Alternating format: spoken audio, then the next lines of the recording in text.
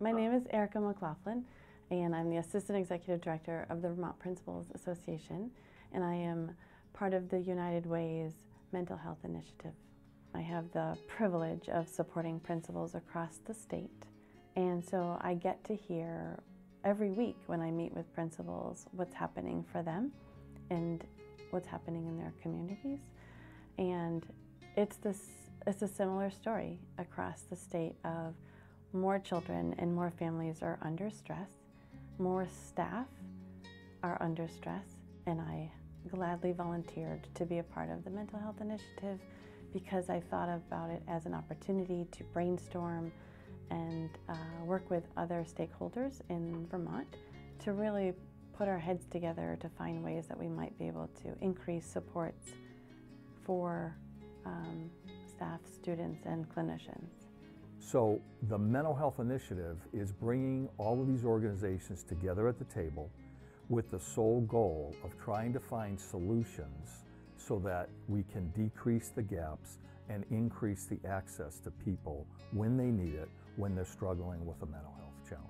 The Mental Health Initiative has really boiled everything down to 3 categories that are critically important. First of all, there is the workforce shortage. Secondly, it's youth mental health, and third is suicide prevention. I'm hearing more and more principals talk about even our youngest children with suicidal ideation, and then children not having a place to go for support, and some sitting in the emergency rooms for weeks at a time waiting for the supports that they need. And parents are feeling desperate to get those supports for their children. And so we're seeing a larger number of people leaving the profession, not just the education profession, but also the mental health clinicians are also leaving because the job is almost undoable or untenable. There's just so much need. That said, I also still hear a lot of hope from people that are connecting with other educators and other agencies to bring resources together. And there's hope because a lot more people are talking about the need for mental health supports within schools and for staff, not just for children. And those conversations weren't happening before.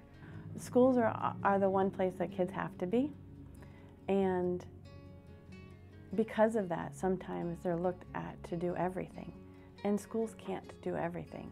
I think it's important to recognize that we are an ecosystem in our communities and we need each other.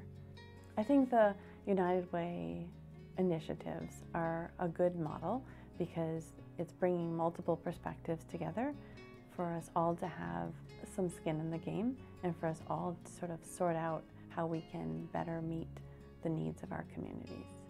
I wish we were in a scenario where we just talked about health, that it wasn't physical health versus mental health, it was just the whole health of an individual that matters. And perhaps one day we'll get there. But until then, there needs to be multiple voices that are articulating that there's a need to focus on mental health.